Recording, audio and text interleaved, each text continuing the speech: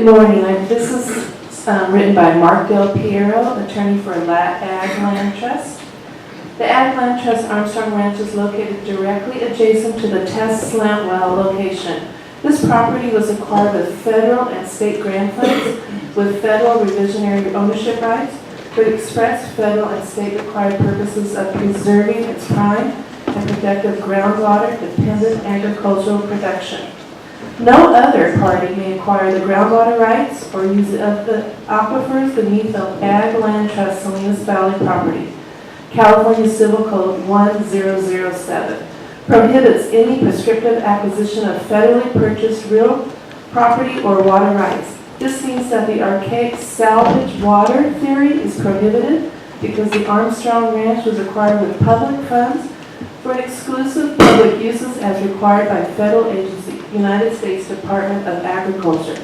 It is proposed to the California Coastal Commission that the Test Slant well is drawing water from Ag Land Trust aquifers illegally and has a direct negative effect on water quality in those aquifers. Therefore, it is requested that the California Coastal Commission terminate further operations of the Test Slant well as soon as possible. There are 2 wells on the property within the cone of influence on the property being affected by this contamination. Thank you. Good morning, my commissioners, and welcome to our home. My name is Michael Baer, and I have lived on the Monterey Peninsula for 35 years. I'm here to give comment to the Cal-Am Test Slant Well project. I used to say that hydrologists were like lawyers. They would defend a position of whomever was paying their bill. But now I realize there's a critical difference. Lawyers debate over the laws of man. Whoever convinces the judge or the jury is right in the eyes of the law. But hydrologists, they argue and debate over the laws of nature. So no matter what a judge or a commission decides, nature remains the final arbiter. Director Ainsworth is right to advocate for strong, solid science as a basis for decision making. Unfortunately, this is not that. By this I mean the Test Slant well, and by that I mean strong, evidence-based, objective science. The Commission endorses the hypothesis that sub-ocean intake systems for coastal desalination plants are the preferred method of intake. They were lobbied in this belief by Surfrider externally and by Mr. Luster internally, and I suspect other voices added to the choir. So in November of 2014 in Half Moon Bay, the Commission unanimously approved the sub-ocean Cal-Am slant well test at the CEMEX site, overturning the judgment of the Marina City Council. The project was flawed before the permit was debated because the chief hydrologist, Dr. Dennis Williams, president of Geosciences, had been revealed to hold crippling conflicts of interest as the international patent holder of slant well technologies. Despite this, he remains on the project, collecting and submitting the monthly hydrology reports to Mr. Ainsworth per the terms of the amended permit. But it gets much worse. I believe it was the intent of the Commission that the permit was a test of a sub-sea floor intake system, that the intake screens would be placed beyond knee-high tide line. But you were misled. That did not happen. In the final negotiations, it was decided to move the slant well pump further inland by a couple hundred feet as further protection against sea level rise. The intake screens ended up in the subsurface aquifer, inland of the mean high tide line.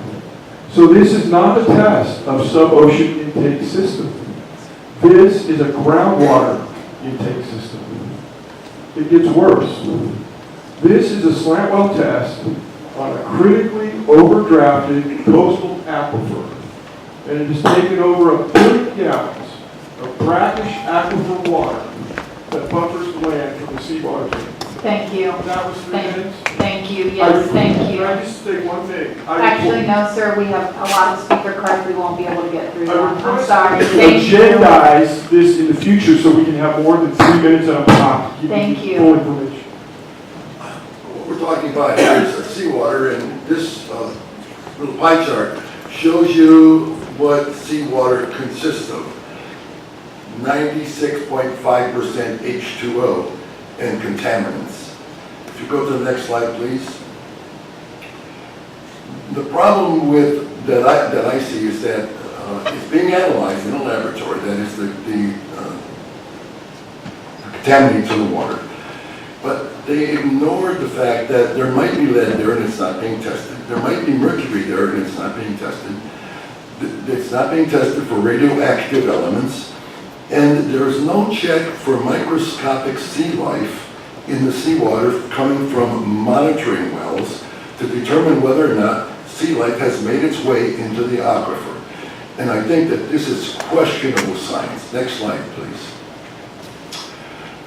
Seawater consists of approximately 35,000 parts per million. However, CalAm is using the average contamination for the entire Central Coast, which is 33,694 parts per million.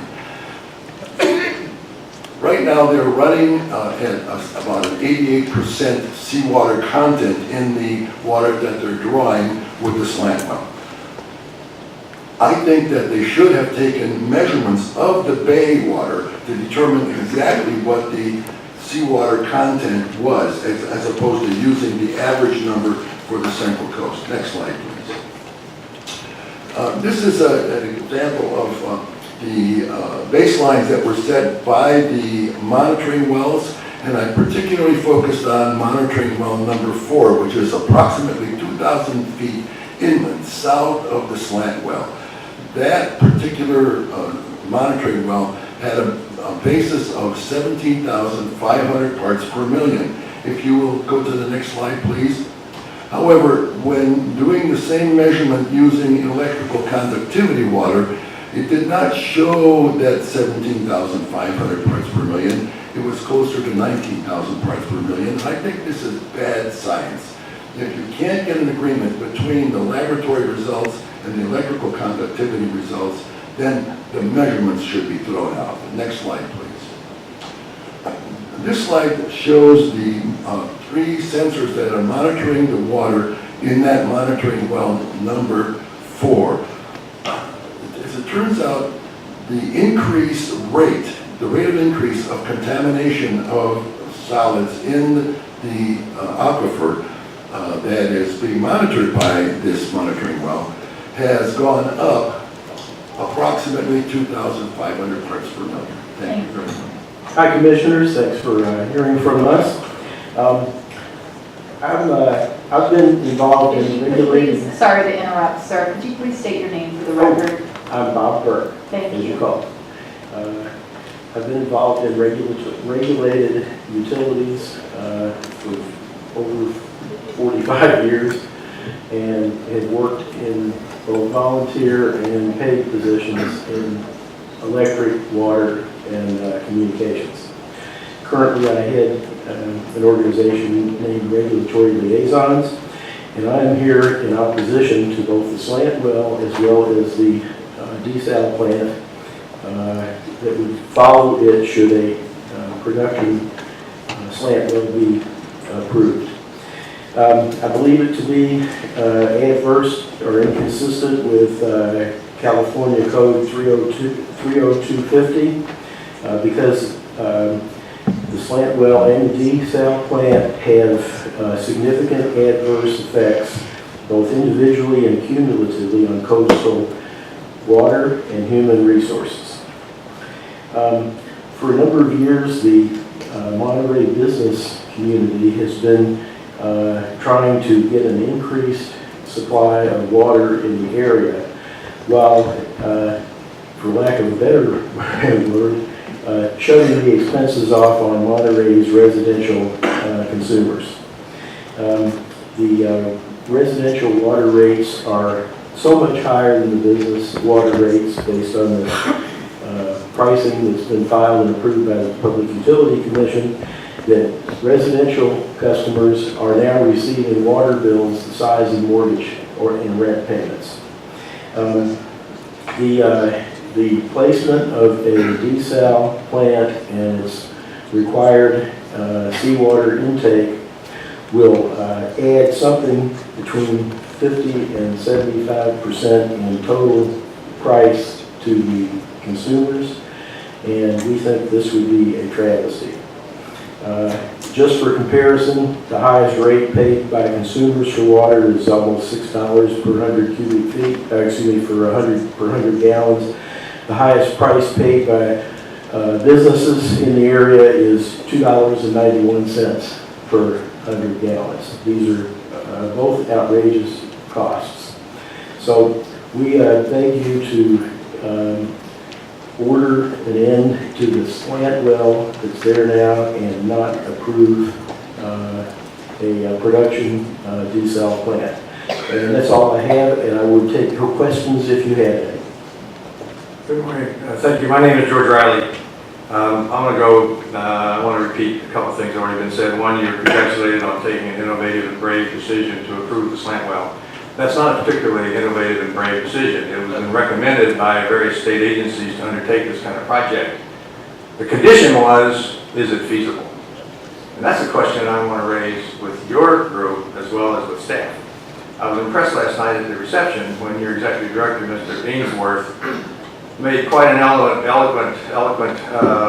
comment about how important science was, and science matters, and what the commission bases its decisions on as much as anything is good, solid science. And that's what we're concerned about. You approved a test well. You approved a well that's never been conducted and become operational anywhere in the entire world. You undertook an attempt to test the validity and the feasibility of a slant well under the ocean for desal purposes. Since that permit has been issued by you, we've learned there is no baseline data that's reliable to measure changes in what's happening. They've changed the location of the intake process from under the bay to under the land, which begins to implicate many, many complications around water rights. These tests so far has produced a volume of water, yes. It works, yes. What's the science? We don't know. I'm asking your commission to get serious about the science side. It is a test. It's never been done before. What was done in Dana Point has been discontinued. It's been discontinued for a single reason, as I understand it. There are multiple smaller complications around engineering. But it was stopped because of the high cost. The cost of our slant well started out at a $4 million estimate. It is now north of $16 million. At some point, cost matters. I'm not saying that should supersede science. I'm asking that this commission get serious about the science side. Ask for a report. Ask for a final report from the Hydrogeologic Working Group. It's a science-based group. It's a group of hydrologists today that exist and are trying to evaluate the success of this project. They are not issuing a final report. They never have. They're supposed to. You asked for a report in 12 to 18 months. It's now around 20 months. No report, no final report. I would ask you to ask for a final report. I would ask that you consider the baseline data. I would ask that you just follow up and ask the data. There's a whole new data imaging project underway. It's been completed. It's now being analyzed. I would hope that you ask for that report. It was conducted by the Marine Coast Water District. It's called Aerial Electromagnetic Imaging. Ask for it. Thank you. Good morning, Madam Vice Chairman and Commissioners. Thank you for allowing me to address you this morning. My name is Lee Shahinya. My wife and I are residents of Monterey. With coastal sand mining hopefully soon behind us, I and many others are now very concerned about the future use of the CEMEX property. Potential permitting of 10 slant wells for a $350 million experimental desalination plant seems incompatible with the low-impact public recreational use envisioned in your pending agreement. We hope that there will be a continued effort to protect the CEMEX property for the public over the interests of yet another private for-profit company. Thank you very much. I'm Amy Anderson. I'm a 22-year-old, not 22 years old, it's been a long time. 22-year resident of Monterey Peninsula. And thank you for this opportunity to speak. I'd like to reiterate something that George Riley said, and that's to acknowledge the forward thinking of the Commission for considering slant wells, but to also point out, as he did, that this technology is not being used anywhere in the world, and it has not been successful. The local project has not yet completed the requisite and continuous pumping days to claim any success. CalAmp has no water rights for Salinas Valley aquifers and has not demonstrated that it has a clear path to gaining these rights. Yet the test well is clearly it's not under the seafloor, it is in aquifers. The CCC required there be no operating wells in the vicinity of the test slant well. However, there are 2 active Ag Land Trust wells in the vicinity. That is in conflict.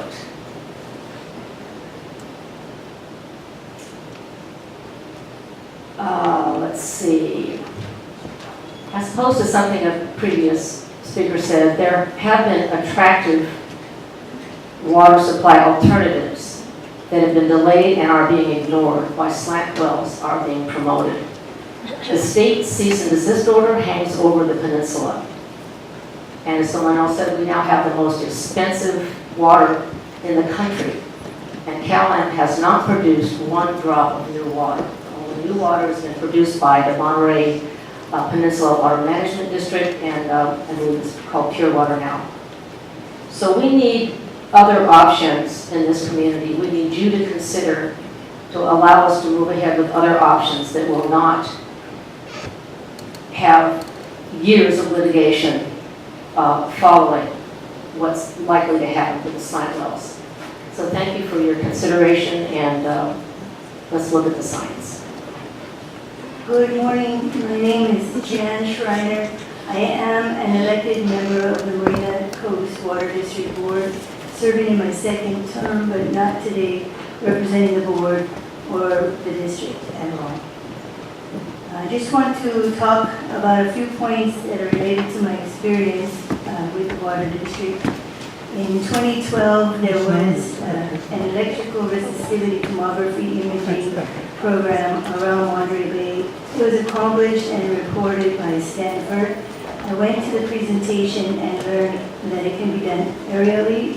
It was of interest to me because the only property owner or manager around Monterey Bay that would not allow the ERT to be done was the CEMEX. So I was very curious about CEMEX property, and luckily our board agreed in May 2017. A helicopter flew what is called an aerial electromagnetic imaging survey, and we are expecting preliminary results in August 2017. And my hope is that you will insist that this data be incorporated into the final EIR as well as your own decision-making process.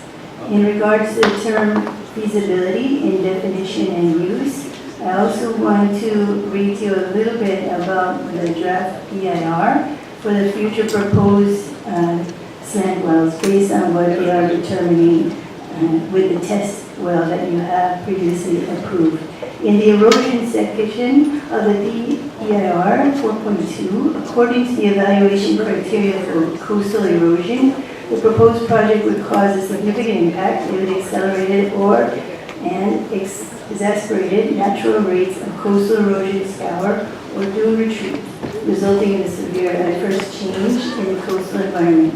The proposed slant well would not be exposed during the operational life of the slant production well, anticipated to be 20 to 25 years, and would not contribute to further coastal erosion or changes in the beach environment.